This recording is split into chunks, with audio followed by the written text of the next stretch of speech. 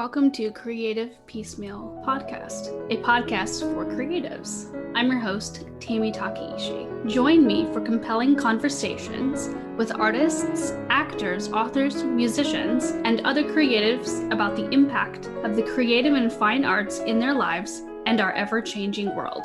Thank you for listening.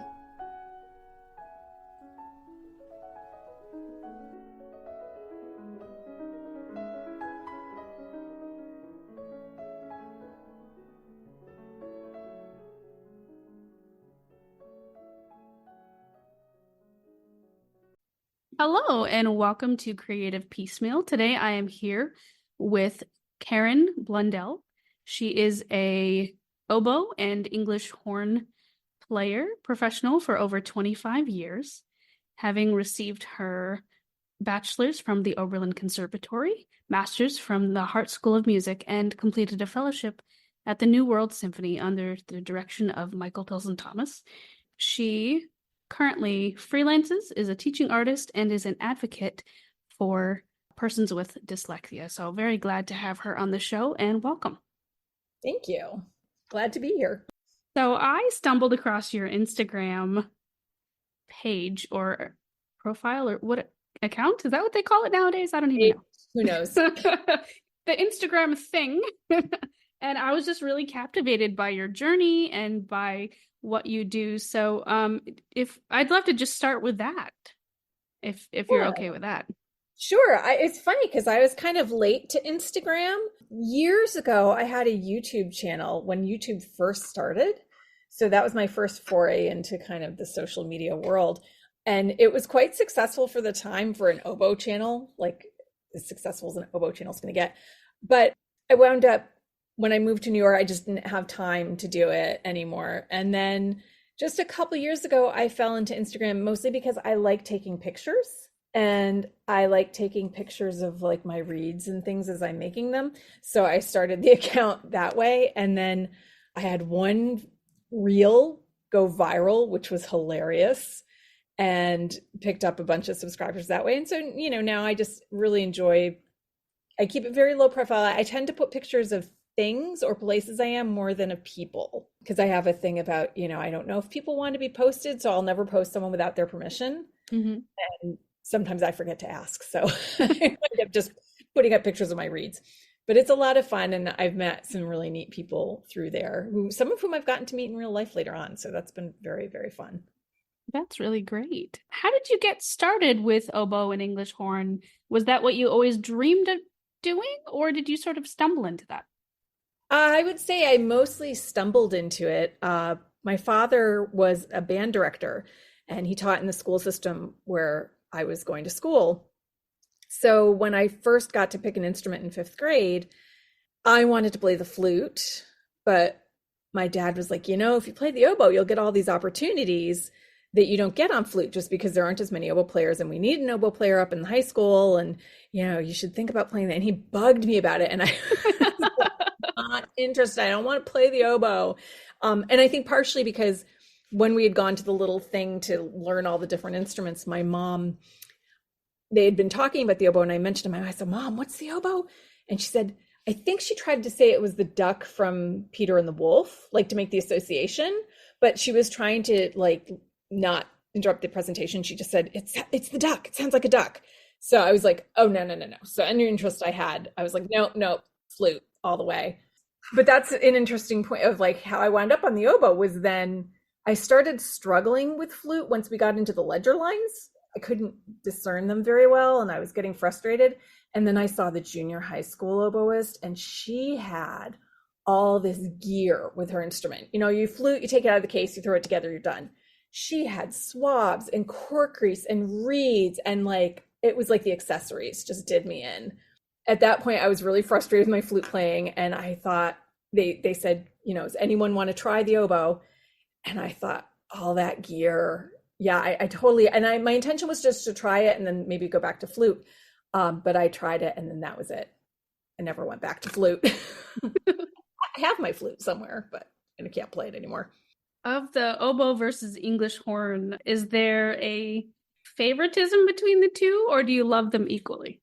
True confessions, I I mean, well, first of all, like the nice thing about oboe and English horn is the fingering systems are the same. So it's, it's not like you have to rethink when you switch between the two instruments. So any oboe player can pick up English horn. I love the English horn. The depth of the sound. I like playing harmonies. I like being inside the texture.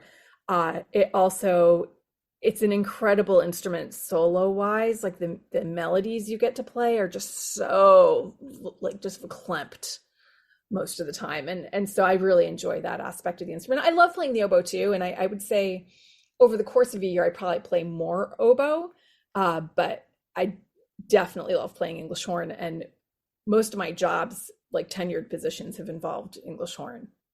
Do you have a favorite composer or even piece that you like to play on each instrument? Well, as frustrating as it is to play, you can never go wrong with Bach. Mm. So I was playing Bach. I always love it when Mahler comes up to perform. I like performing Strauss. I have some favorite pieces on English horn. I did a wonderful concerto by Miguel de Aguila called Broken Rondo a few years ago, where I teach in the summer. And that's a piece for English horn that I just really, really, really love. And I've always loved all the Stravinsky pieces. It's just unfortunately you don't get to perform them that often, like Symphony of Psalms and things like that. I really love that kind of early 20th century repertoire. Shostakovich, Prokofiev, Stravinsky, Hindemith, all of that stuff is kind of my favorite stuff. Yeah, that is not performed as much. No. Yeah. But I've been lucky. Shostakovich has written a few very big English horn solos, and I've been lucky enough to perform them. So that's been exciting to do. What is something that you love about the creative process and something that you do not love about the creative process? I like the energy of the creative process, particularly when you hear something that just sparks that moment in your brain that it just hits all the neurons and it's very exciting. Following that up with the work to then bring that to other people is the tough part. And particularly for us as musicians, because we're so often recreating someone else's spark, sometimes it can be really rough to get it, because you hear it in your head, you know how you want it to go, and then getting your body to get the music there can be really frustrating at times. If I'm understanding correctly, you have dyslexia, is that right? Correct. And so, of course, you're an advocate for that. So what are some techniques that you use to help you be successful in your realm? That's a funny question, because that's only something I've really been cognizant and thinking about more over the last year or so, year and a half. I've known about my dyslexia for years. I just never really considered how it was impacting my playing and also how I could work with it instead of against it. So the last year has really been a journey into looking to what techniques help my practicing and support my way of thinking the most. I would say definitely I've been doing a lot more work with my audialization. So trying to be like making sure I can sing everything before I can play it, which is kind of tough because I'm not a good singer, but it's just for my own head. And also making sure, because what will often happen is I will be audiating a passage one way when the notes are actually not that. A big part of my dyslexia is an inability to hear what I'm reading. That's pretty common for a lot of people with dyslexia. But so what that means is when I see a note on the page, I don't automatically hear the correct note. So I've really been trying to break into that and make sure I'm fully audiating, because then, you can't play the right note in your fingers if it's not coming correctly from your brain. Mm-hmm. So making sure I'm just any kind of little glitch in my thinking is addressed. Also, being a musician and music major, I found melodic dictation to be like the hardest thing ever. Is that something that you struggled with as well? Oh yeah. That was not my favorite part. I really struggled in piano class. I nearly failed out of. Sight singing, I nearly failed out of. Theory in general was tough for me, not because I didn't understand the concepts, but because I would just get the chord names wrong or spell the chords incorrectly. And I just, it was a lot. But yeah, definitely melodic dictation. And the frustrating part was I could hear it, but then one of the another aspect that can come up with dyslexia is working memory. So I couldn't remember it the beginning by the time they got to the end of it. Like I needed shorter chunks and I would have been fine, but they'd give us this whole long thing and I'd be like, wait, I'm still back there. So yeah, it would have been helpful in college to know I had dyslexia at that point. That would have been useful information to have. And those types of courses are just hard, even for neurotypical people. And then you add on those other challenges. And it probably felt rather impossible and very frustrating. Yeah, I absolutely very frustrating. And I think the biggest thing for me going through school with dyslexia was just this feeling of like, why does this seem so hard for me? You know, why? I just thought I was lazy, I think, for a long time, because everyone else seemed to get it so easily. And I was like, oh, they must just be working harder than me. So I just assumed I was lazy. And, you know, there were signs of this for years. In high school, they had to put me in a special tutoring program because I was failing classes and they couldn't figure out why. But, you know, it was the 80s. They didn't have the diagnostic tools that they have now. So they knew something was wrong. And they gave me some great skills that got me all the way up through my master's degree. But I just didn't have all the information that would have made a lot of it easier for me. And ultimately, I kind of left a doctoral program because I didn't want to do the bibliography course because I knew I was going to fail it. I knew there was no way I was going to be able to keep track of all the letters and systems in the library because you had to memorize all the library codes for all the music. And I was like, that's not ever going to happen. You know, so now if I had known what I know now, I could have gotten a dispensation to do it in a way that worked for me. But at the time, I just knew something was off. I didn't know what it was. Mm-hmm. How do you feel about where you are now? Like you've obviously climbed so many mountains and achieved a lot of wonderful things. Like, do you feel like now that you have more answers and tools in your toolbox, like you feel more refreshed, or do you feel like it's always going to be a constant, well, I hate to say battle, but always a learning process, I guess? Yeah. I mean, I know that I have to prepare in a different way than my colleagues do. I know that. I've known that for years now. And now that I'm really, really researching and learning a lot more about how dyslexia works, I am finding I'm feeling much more confident in performance. And that's been a lot of fun. It's really just since about, I would say things started really clicking in around last April. And I've just been having so much more fun performing because I used to get this thing called dissociation, or I call it dissociation. I'm not sure what the actual technical term is, but where everything would suddenly scramble on me.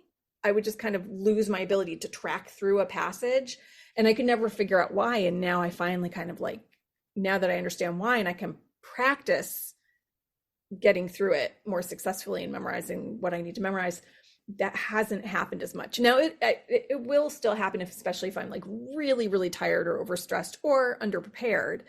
But there's been less and less and less of that. I love that you are sharing your journey on Instagram. Do you feel like have people reached out to you and said, "Oh, I play this instrument and I have dyslexia and this has helped me," or? Oh, well, the hilarious thing, because to be very frank about it, I kept it silent for years and years and years because I was so afraid no one would hire me. Music world is so, perfectionism is so highly valued. And I always doubted my ability to do that because I knew this dissociation thing could happen. I just didn't tell anyone. And I was just trying to like hide it, you know? So I got diagnosed in my mid 30s and I just didn't tell anyone for the longest time. And I'm now old enough that I'm hitting a point in my career where I've got the jobs I'm going to have, you know, I'm connected with the people I want to be connected with. I love the work I do. I kind of hit the, you know what, if people aren't going to hire me because of something stupid like that and not based on how I actually play, then fine. That's not really a place I want to be playing then if they're going to judge me on it. And what's happened is I've had an overwhelmingly positive response. And basically everyone I talk to either says, "Oh my gosh, my friend I think has that," or "My kid has that," or "I have that," or like it's so prevalent in the music industry and very few people are talking about it. And I have to credit my friend Rachel Broadbent, who's over in England. She's the first person who I saw openly discussing it. She's another fellow oboist. Her openness about it was part of what helped me become more open about it. But now that I am, I'm just so happy to be able to talk to people and try to help find solutions for people or connect people with the information that they need to find solutions for themselves. Because if you know how to work with your brain, you can do amazing things. Yeah. But when you're fighting it, it just is frustrating and demoralizing. Do you feel like you're finally more yourself in the creative realm now that you've been able to publicly talk about it? Yeah, I would say 100%. Absolutely. It's not like this big chunk of myself that I'm worried about people like discovering, or I'm not, it's like I was so scared to just say anything to my colleagues or admit to it, or I just didn't. It's the whole part of yourself that you're holding back. And artistically, that's never a good thing. Artistically, if you're trying to connect with the audience, you don't want there to be this big, I'm hiding behind a wall thing. And it's interesting because when I was younger in my playing, I was often accused of playing inside a box, like that I was just held in and I wasn't really going for it. So I think over the years, that's one thing I'm very glad I've been able to push out of that box a lot. That's fantastic. We're going to switch gears for a second, and I'm wondering, what are some books that you read in this past year that inspired you? I don't have a lot of time to read, not as much as I like, so I haven't read a ton of books. I've been reading books for my podcast. I'm right in the middle of one right now about music and dyslexia. Right now, I'm actually reading a book I'm really enjoying that I'm finding very inspiring. It's a cookbook, believe it or not, but it's the World Central Kitchen cookbook by Chef Jose Andres. I don't know if you're familiar with the work they do, but they go into disaster areas and war zones and they feed people. Oh, And it's an amazing charity. And what I'm finding inspiring about the book is because the book, it's not just recipes, it goes into the ethos of what they're trying to do, how it all started. It's just very inspiring to be reading something about people going out and doing something positive and going into disaster zones and war zones and helping make people's lives better. It's really great. Plus the recipes look delicious. That sounds wonderful. I always love that about books when they go deeper with something. Yeah, and they've got it organized by their different philosophies. So like they've got the recipes organized by things like empathy or things that have to be eaten quickly because people are going to fight fires and things. So it's just well organized and very interesting and very inspiring. That is really cool. I'll have to check that out. What's interesting is I love reading cookbooks, even though I'm really, really bad at cooking. And I get anxiety from being in the kitchen, but I love to read cookbooks and watch cooking shows. So I'll definitely put that on my list.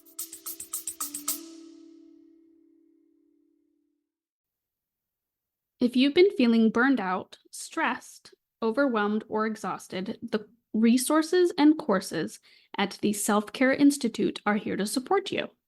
The Self-Care Institute was founded by Dr. Ami Kunimura and provides support for individuals and organizations with burnout prevention, burnout recovery, and stress management. I've personally taken a few of these courses and found them to be super helpful, both professionally and personally. The care you give yourself matters just as much as the care you give to others. But if self-care is difficult for you, you're not alone. And the Self-Care Institute is here to support your well-being, resilience, and sense of fulfillment at work and at home. For more information, visit selfcareinstitute.com or go to the show notes and click on the link.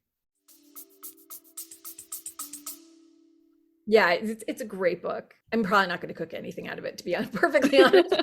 Great book. So we talked a little bit about who some of your favorite composers are and some of your favorite pieces, but are there any pieces that you have not had a chance to play yet in your career that you would love to? Oh, yeah. Okay. There's a bunch, and one of them I'm not going to be able to remember the composer of. The Royal Ballet did a version of Alice in Wonderland that's the score to that thing is just incredible, and it's got great English horn and oboe writing, and I would just love to play that. There's several pieces by Alyssa Morse, who's a wonderful composer. I just recently played one of her works that was all about a butterfly, and she's just writing some great works, so I'd like to perform more of her music. There's some things I'd like to play again too. I'd really like to perform the Francais English horn quartet again. but it's such a difficult piece that it's hard to get it coordinated, because it's particularly the cello part is just really, really, really hard. And someday I'd love to do the Bach Concerto for Oboe d'Amour, which is the middle ground between English horn and oboe. And I was actually kind of set to perform it last year, and then something came up and I wasn't able to do it. So hopefully eventually that'll come up, because, you can't go wrong with Bach. Do you like all the Bachs or just like Papa Bach? Mostly Papa Bach, but there's a lot of good stuff out there. True. Yeah, if it's Bach, any Bach, you really can't go wrong. Yeah. What is something that you absolutely love about your career field that took you by surprise? Oh, it's gonna sound so dark, but I grew up kind of with the impression that you couldn't make a living as a musician, as a performing musician. My parents were both music teachers, but they were kind of horrified originally when I decided I wanted to become a performer. But I've had a wonderful life as a performer, and they've come around. They've come around. They were just, at the time, and especially it was difficult because when I grew up, I grew up near the Hart School. I grew up in Bloomfield, Connecticut, and unfortunately, the Hartford Symphony, when I was a student, was going through a really rough time. So it didn't look great. The optics were not fantastic for me becoming a performer, but I've definitely been pleasantly surprised. You can have a wonderful life as a performer. And I just had grown up kind of thinking that, I'd be destitute and, eating ramen noodles my entire life. I do still eat ramen noodles, but, because I like them. I have to. Yeah.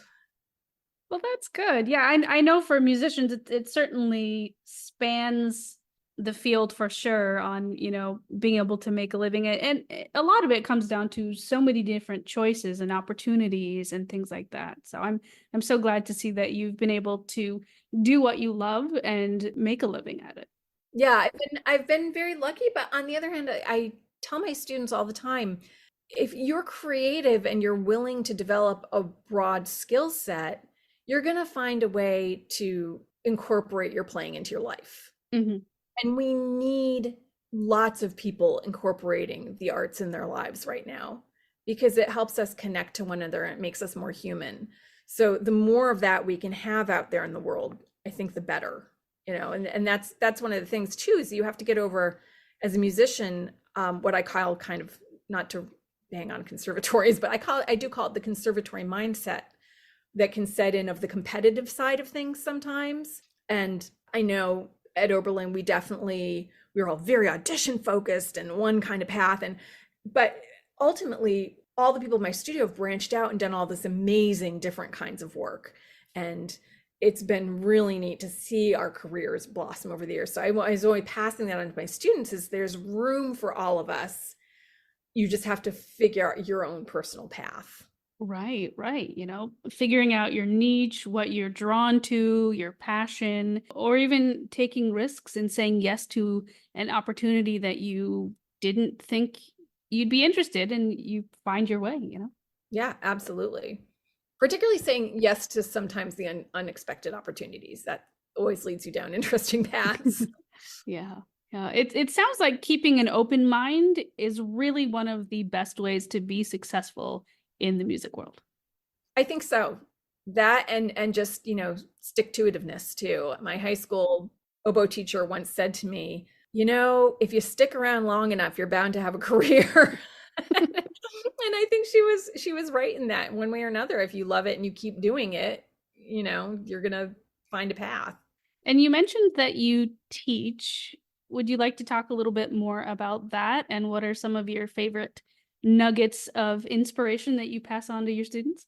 I really love teaching. I actually, long before I wanted to be an oboist, I wanted to be a teacher. Both my parents were teachers, and I used to have a little classroom set up in my basement with my stuffed animals. I'd make little curriculums for them. So, I thought I was like really into teaching. And so that's always been part of me. And I was originally a music education / performance major, but I just found I I needed to devote more time to the oboe playing in order to really get my playing where I wanted it to be. But I've always taught on the side, and I've been very involved with community engagement and been a teaching artist. In terms of my students, it's so funny how much of what comes out of my mouth is actually because of from my teachers. It's a lineage. And it just literally, I hear Lucarelli's voice in my head, or I hear Mr. Caldwell's voice in my head, and it just comes out my mouth at them. So a lot of what my students get is being passed through me, and a lot of it is also stuff that I needed to hear when I was their age. That's a fun element of it too, is like being on the other side of that and now understanding what my teachers were. There were some things Mr. Caldwell said that literally, I swear it took me 20 years to just understand what he was trying to tell me. He had a very mysterious way about him sometimes, but now that I'm older, I'm like, oh yeah, now I get it. Okay. Do your students ever do this? Because mine do this all the time. They're like, man, I had this perfect when I was practicing at home and I'm messing it up in front of you. And I'm like, it's okay. We're going to work through it. I always tell them it's like when you take your car to the garage, But the other thing I tell them too is that means they're making progress because they're in the breakdown stage. There's always a stage when you're learning a piece of music. I'm sure you've experienced this. When you first start it actually doesn't feel that bad. It feels kind of easy and like, oh, I can play this. And then you start digging into it and it falls apart completely, which is the frustrating stage.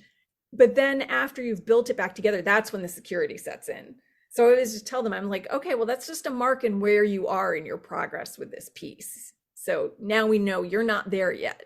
Until you can play that thing in front of other people, you have not finished the process. It's pretty cute though to see some of their reactions. Like they're like, I promise I played it perfect yesterday. I'm like, I know you did.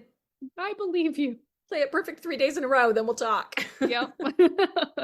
So you've had a wonderful lineage of teachers, but is there anyone who's been sort of a core influence in your life?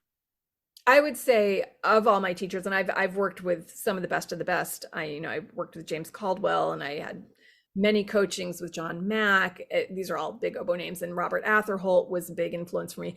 But I would say above everyone is Humbert Lucarelli.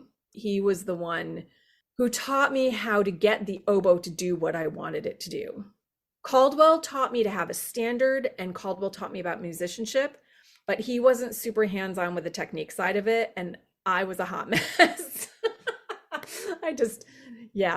But I learned a ton from him. But in terms of like, by the time I left studying with Bert, I could do whatever I wanted to on the instrument. And then I would say I went and took some lessons with Bob Atherholt after that time. And Bob really was like the polish on it all and was so wonderfully helpful for the reed side of it too, reed making and audition preparation and all that good stuff. But Bert just changed my playing and my life. And he got me on many million levels. And that age, I was in my late 20s when I studied with him. I was just dealing with some major health issues at the time. And he was able to know when to push me, know when not to, know when to ease up. And it was just amazing. I mean, you can ask any of the students, will all say the same thing. He was just an amazing person to work with. That's wonderful. It's always nice. It's always nice to have that in your musical career. I have a particular violin teacher whom I feel that way about, and it's cozy, like they live in your heart and they're always going to be there. The memories of the lessons and everything that you've learned and all their advice, just always there. And then living on through your own students, Yeah. Well, and I was, still in contact with Bert my whole career. I mean, about a month and a half before he died, he called me up. He said, because he started, as people do when they're nearing death, they start cleaning out stuff a lot. Mm-hmm. And he calls me up and he's like, I've got this piece that some composer wrote and it's got your name on it and I'm going to send it to you. I was like, oh, okay. And he sent it and I still have like no memory of this piece playing it. Clearly I did. It's got a note from the composer to me. And I'm like, I have no clue. I don't remember, but it was just great to always have that contact with him. And a year or two ago, I revisited a piece I'd worked with him on in graduate school. And I told him I was going to play it. And he called and he said, we need to have a Zoom lesson. Let's get together. Let's talk about it. And so it was just so fantastic to coach it with him. all these years later, coming from a very different part of my career and where I was. And we just had a great time talking about it and working through it. And I feel very lucky that I had that time with him. That's wonderful. And it's always so nice to revisit pieces and to connect with people, like you said, at a different part in your career. You know, you're coming back, you're older, you're wiser, and just having that community together and that bond, you know, it's so special. Yeah, yeah. Well, and he saw me at my absolute worst and still didn't kick me out the door. So That's always good. Do you have a favorite type of meal that you like to eat on concert days? oh, it's hilarious you ask that. So a couple years ago, during COVID, one of my colleagues in New York here, she put together a cookbook. And the idea was to raise money for the Musicians Fund. And Riva Youngstein, you can see her, it's called Musicians Cook. And she did a fantastic job. But when this project was starting, like I heard about it through a friend of a friend, and I didn't realize her capacity for like making something big out of this.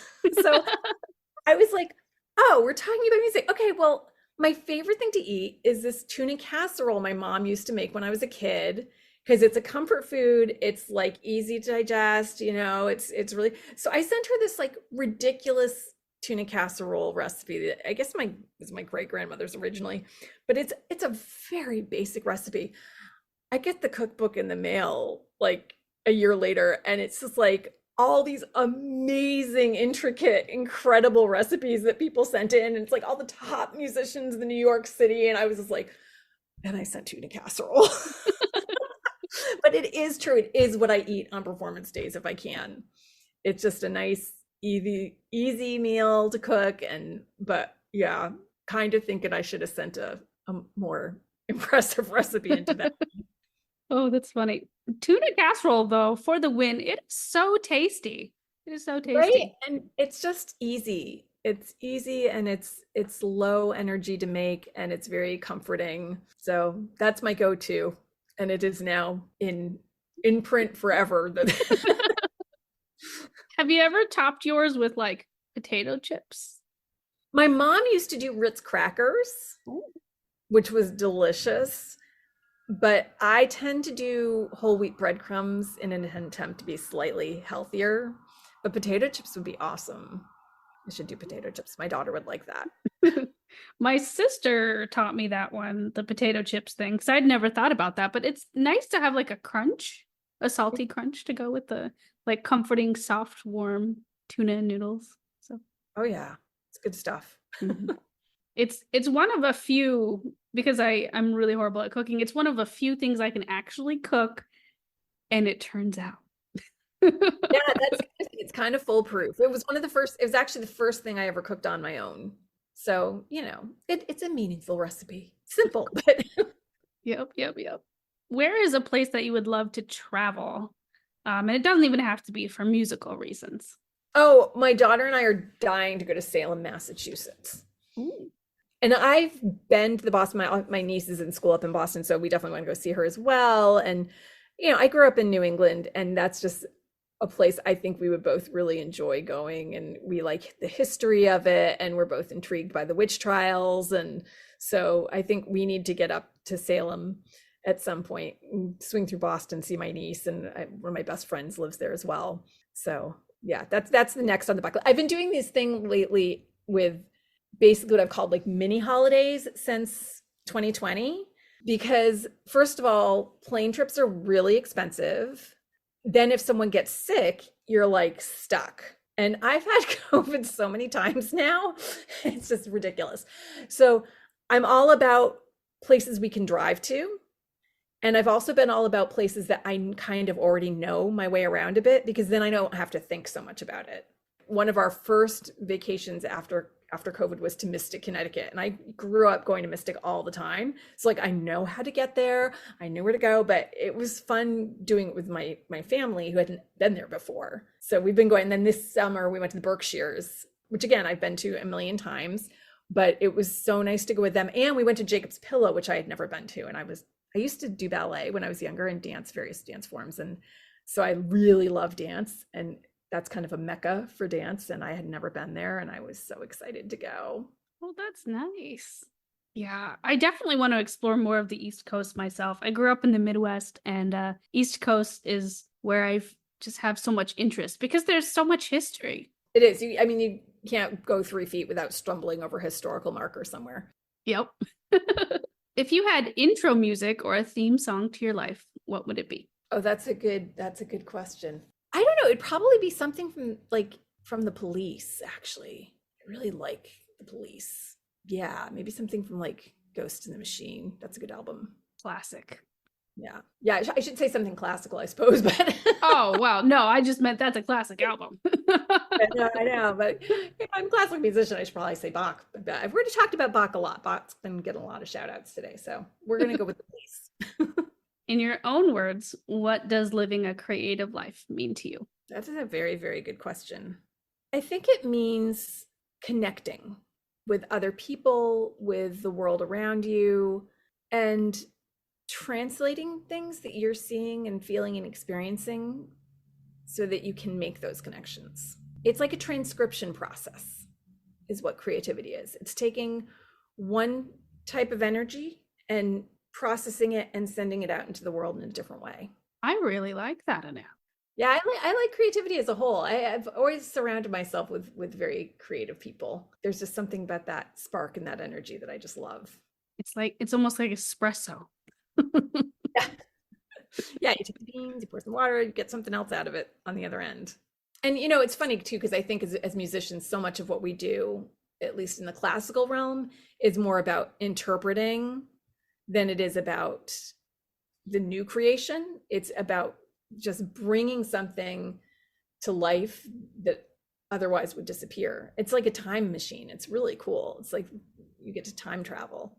Yes, I love that. People felt the same thing 200 years ago. Like we can still relate emotionally to Mahler's music or, Tchaikovsky's music or, going back as far as you like. It is nice. It's definitely like time travel, but in like the most wonderful way. And then you don't have to worry about like being exhausted when you come back. Yeah. Well, and I always think about too, the fact, because it's so easy to get despondent in this world, the way the world is. But I always think about the fact that when I, as a performer, bring this composer's voice to life, it's very reassuring to know that others have walked the path before you and that others have been through this set of human experiences and emotions. And, styles can change, is this, that, and the other thing, but the fundamentals of the emotional landscape really never do. There's a universality to it. And I feel music connects that in a very unique and special way. I'm going to ask a bonus question. What are your thoughts on authentic tuning, like period tuning? Yes, that is one of these places where we're going to punt this to my dyslexia to say I can never remember all the rules for the different tuning systems. So everything I do is very much by ear. I try not to think about tuning too much because otherwise I will, like, if I start thinking about it, I start playing worse. So what I've found is I'm just always going for creating the difference tones and finding my niche. So for those who aren't familiar, sometimes you can be playing an interval with another instrument, and if it's kind of lined up correctly, so the wavelengths are all lining up, you'll actually hear a third pitch, and that's called a difference tone. And it's just really cool when you can get that. So I'm always kind of seeking to find that perfect spot. So I'm very fluid with my tuning, and that's part of the reason I like playing second oboe, because I like the challenge of being in the texture and matching and getting the intonation really in the pocket, which is, as a second oboe, you have the principal oboe should be able to be the ones kind of setting the pitch for the section. So the second oboe is having to adapt more, kind of brief way to say it. But I've always enjoyed that challenge of just trying to sit in the chords in the right place and in the harmonies in the right place. Yeah. And as you know, from being a seasoned professional, that changes as well based on what piece you're playing and, like what genre, what the historical aspects are from that. You know, everything changes in Oh, yeah. how you fit into that puzzle piece. And how a composer structures their harmony, because certain composers like certain instrument combinations, and there's certain combinations that are a little trickier intonation wise than others. So depending on how you pair it up. And then of course, English horn is just its own mess. Its own little world. It's usually playing 15th horn, particularly in Mahler symphonies. The English horn is just like an extension of the French horn section. Like I might as well just go back and sit with them, or violas a lot of times. And yeah, so I'm often fitting in with other sections more than with the oboes. Always an adventure though for what you've chosen, right? It is. It's fun. It's never boring. That's a good way to draw those kids into picking oboe and English horn. It's never going to be boring. Yeah, never. Excellent. Well, one final question, fun one. It is, what is a comfort movie that you love? See, that's changed over the years. Like when I was younger, it was Star Wars. And then in high school, I liked the John Hughes movies. What would it be now? I have a comfort book more than a comfort movie. Okay, that works. Yeah, like, because, I'm not as much as a movie watcher as I used to be, but I do have a comfort book, and that's Alice in Wonderland. I go back to, and Winnie the Pooh. Those are my two. I go back to Alice in Wonderland and Winnie the Pooh regularly. So I would say I read Alice in Wonderland at least once a year, and Winnie the Pooh about the same. Nice. I've actually never read Winnie the Pooh like in its entirety. I've only read snippets, but it's beautiful. The bits I've read. It's so beautiful. I had a friend in college, because these are the things we do at Oberlin, who we used to just get together on a Saturday and read through Winnie the Pooh together. Like there would be a group of us, and she'd sit and read it, and I'd always loved it as a kid, but then that kind of added another dimension to it. And then now having read it to my own daughter, and worked through it with her. So, and Alice in Wonderland is an interesting one, because that was just harkening back to the dyslexia thing. My family always made Alice in Wonderland references about being the Mad Hatter's Tea Party, and but I had a copy of it when I was younger, and I remember being really frustrated because I couldn't read it. I would try to read it, and I would get confused and tired and frustrated because I couldn't make sense of it. And now that I'm older and I can make sense of it, and part of that was just that I was young, and some of the writing in there is actually quite sophisticated. Mm-hmm. But it was also just that I was struggling with the dyslexia at that point and didn't realize it. And so now to be able to go back and read it and understand it and really just make sense of the whole thing as much as one can make sense of Alice in Wonderland, is very comforting. That's great. Well, Karen, thank you so much for being on the show. Is there anything else you would like to tell our listeners about anything we've talked about today? Oh boy, I'm sure I mean, I'm a talkative person. You could get me talking for hours. But no, I think overall, just do express your creativity whenever you can, because it leads to just a much happier life. And get outside. That would be my advice. Go outside. Nature is good. Excellent advice all the way around. Karen, thank you so much for being on the show.